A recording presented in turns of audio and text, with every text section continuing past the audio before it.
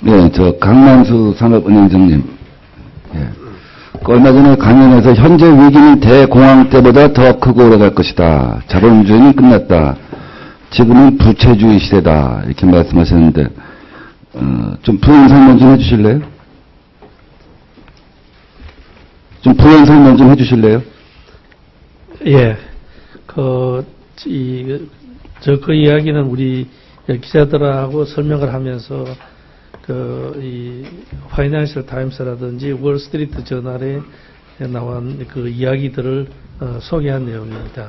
그 기본적인 대공황보다 더 어렵다는 것은 대공황 때 미국의 제조업 경쟁력은 세계 최고였습니다만은 지금 미국의 제조업은 거의 붕괴 상태에 가 있고 그렇기 때문에 재정금융 정책으로 해결할 그런 위기가 아니다는 그런 이제 견해를 소개했고요. 그래서 그 다음에는 이 자본주의, 소위 부채주의 그 이야기는 자본주의라는 것은 뭐 우리가 교과서 배운 대로 자본의 축적에 의해서 투자를 하고 이 선순환 과정을 설명하는 건데 지금은 최근에 일어난 이 위기는 어떤 점에서는 자본주의 위기라기보다는 특히 금융기관이 중심이 돼서 그 부채라는 그런 지렛대를 통해서 일시에 그에게 돈을 벌어서 성과급을 받아가고 주가를 올리는 그런 경향의 새로운 그 경영 형태. 예. 그것은 자본주의가 아니고 일종의 부채주의, 캐피탈리즘이 아니라 데티즘이라는 그런 파이낸스 타임스의 통로 제가 미국은 외상소득으로 미래소득을 당겨서 소비했고 남유럽 국가들은 불로소득으로 일하지 않고 일본은 미래재정이 없던가 외상재정으로 손자들 돈까지 써버렸다. 한국은 어떻게 표현할 수 있어요? 예? 그 문제는 또 그것도 그렇게 이런 설명을 제가 인용한 겁니다. 미국에서는 주로 그 모게이지라든지 카드에 의해서 그 미래소득을 당겨서 지금까지 그러한. 그래서 한국은 어떻게 표현할 수 있냐고. 한국은 아직까지 상대적으로. 예. 제가 그날 한국에 대한 이야기는 마지막에 결론적으로 모든 사람 평가가 한국 경제는 상대적으로 가장 잘 되고 있고 또 투자할 곳은 현재로서는 한국이 가장 좋다는 것이 외국 그 전문가들의 견해다고 그렇게. 7월 초에 IMF에서 한국이 전 세계 경기 회복 둔화에 가장 심각하게 노출되어 있다. 글로벌 경기 침체의 최대 희생양이 될 것이다. 또 뱅크 오브 아메리카는 한국 올해 성장률 1%대로 추락할 것이다. 며칠 전에 한국은행은 2분기 경제 성장률이 전기 대비 0.4%라는 또 결과를 발표했죠. 우리 강만수 위원장님 얼마 전에 한국 경제의 가장 큰 문제는 가계부채다 이런 또 말씀하셨죠. 예, 그렇습니다. 그래서 가계부채 문제가 정말 심각한데 지금 아까 우리 행장님은 한국은 상대적으로 이 글로벌 경제 위기에서 자유롭다 이렇게 말씀하셨지만 많은 국제기관들은 최대 희생양이 될 것이다 이렇게 얘기를 합니다. 우리가 그만큼 개방되어 있고 또 유로존의 위기라고 하는 것이 직접적으로 수출 의존 국가인 우리한테는 가장 큰 부담으로 다가올 것이고 또 내부적으로 볼 때는 지금 가계부채가 천문학적으로 늘어나고 있지 않습니까? 예, 그렇습니다. 전 정부 때도 1년에 한 60조, 70조씩 늘어났지만 현 정부 들어서서는 거의 1년에 100조씩 이렇게 늘어나는 심각한 상황이 되고 있습니다.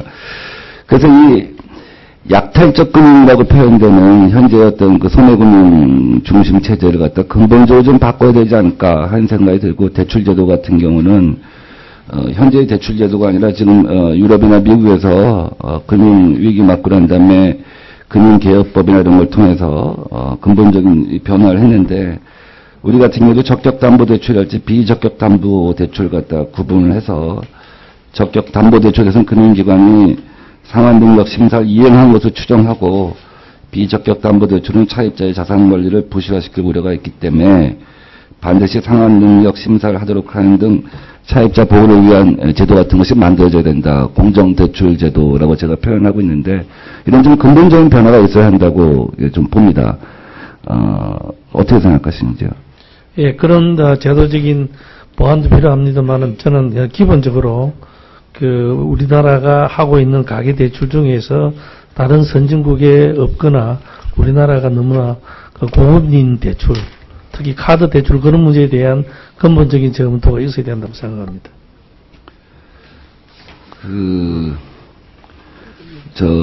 소금회라고 들어보셨죠? 소금회. 예. 소금회 회원이신가요? 예, 그렇습니다. 지금은 안 나간 지가 오래됐습니다. 소금회가 뭐에 약자죠? 소금회는 금융인들의 선교를 위해서 오래전에 형성된 건데. 언제까지 나가셨어요? 저는 한 2005년 이후인가는 나가지 않았습니다.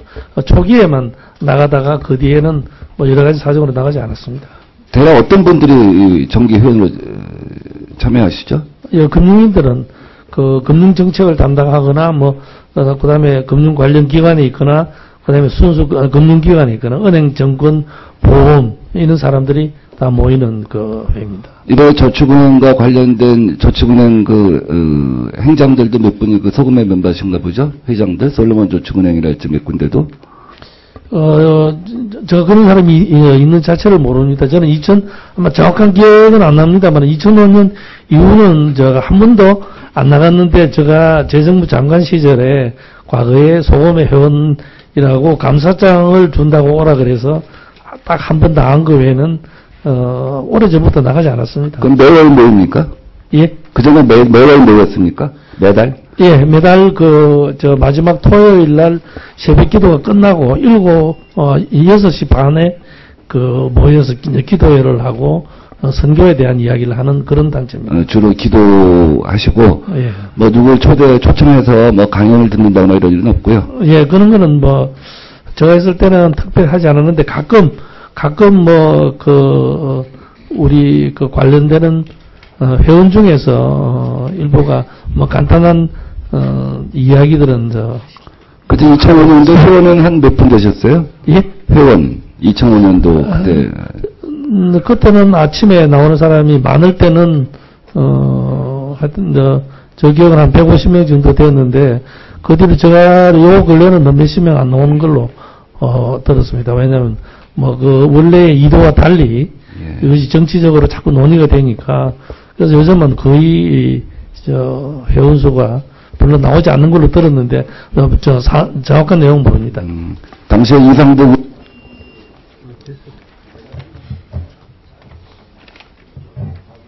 예? 예, 그때 가끔 제가 나갈 때 가끔 한 것으로 기억합니다. 자, 예, 수고하셨습니다. 신동우 위원님까지 질의를 하고,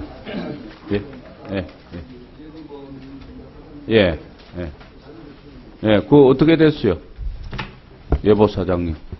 그거 지금 제가 확인 안 해봤는데 지금 요거 아까 민 의원님께서 질의하신 걸 들었기 때문에 실무적으로 좀 확인하고 있을 겁니다. 그거 빨리 확인해서 우리 민병두 위원님한테 보고. 질의하기 전에 달라고 했잖아요. 네. 네?